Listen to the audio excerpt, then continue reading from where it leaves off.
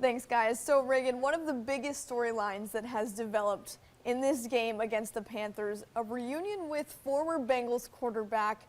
So let's start with Andy Dalton, how Andy Dalton became Carolina's starter. Yeah, well, he actually took over last week against the Raiders, and Gabby, he absolutely lit it up. Now, it was a choice made by Dave Canales to bench Bryce Young. Not an easy choice. Obviously, that has to be hard for a rookie that's only been in the league for now coming into his second year. It doesn't mean that we aren't going to see Bryce return at some point this season.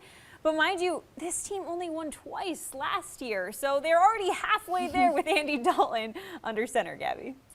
And one thing that's also interesting, if Andy Dalton does remain the starter, which we don't know if that's going to happen, he's going to actually face all 4 of his former teams this season. The Bengals being the first and the team that he has the most history with. Today's game also marks the first home game as the Panthers starter for Andy Dalton. So let's talk numbers, because Gabby, who doesn't love numbers? Actually, we're not math people here, but that's okay. Dalton's stat line against the Raiders last week in their 36-22 win in Las Vegas. Here we go, 26 for 37 for 319 yards, and he threw for 3 touchdowns. How about it? Yeah, quite a game for Andy, and today's game marks the 4th time that he has faced the Bengals in the 5 years since he left the team. He has the edge on Joe Burrow at 2-1. Let's hear from Carolina's new QB1 on how it feels facing his former team once again. No, it's obviously fun. A ton of memories for me in Cincinnati, and there's still some coaches that are there that that were there when I was there. So it's just going to be nice to kind of get to catch up with them and get to see them. So I mean, when you see Cincy on the schedule, it's like I've had it every year except last year. So it's always fun to get the opportunity to go against them. Okay, Gabby. So I'm going to put you on the spot here a little bit. No. 2 quarterbacks in week 3 threw for over 300 yards and 3 touchdowns. Who were they? Joe Burrow and Andy Dalton. How about it? My girl, she's on it. It's all up here.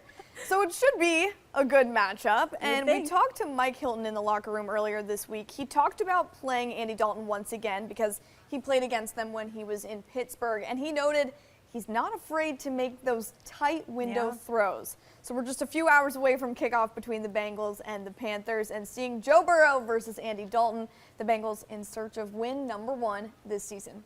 And the Bengals talk, it never stops. Let's go back out to Charlotte with Joe and Jeremy, guys. Take it away. All right, guys, let's talk about Andy Dalton and some friendly fire. I'm not sure many Bengals fans are rooting for a feel-good story today for Andy Dalton, considering what's been in the past for Andy Dalton against his former team. Although it was good in 2022 in New Orleans, you can see Andy's numbers, but it came in a Saints loss to the Bengals, 30-26, so the Bengals won that one. The game in Chicago in 21, Andy Dalton's numbers not great. Justin Fields came in at the end of that game and helped the Bears win that game to beat the Bengals 20-17. And then the COVID year, Cowboys came to Cincinnati. Andy Dalton was pretty darn good. The Cowboys stomped the Bengals 30-7. So Andy Dalton is 2-1 against the Bengals, but keep in mind, as you see his numbers, and 3 starts against his former team, just barely over 400 yards passing. So his numbers haven't been great, but again, he has the winning record against his former team.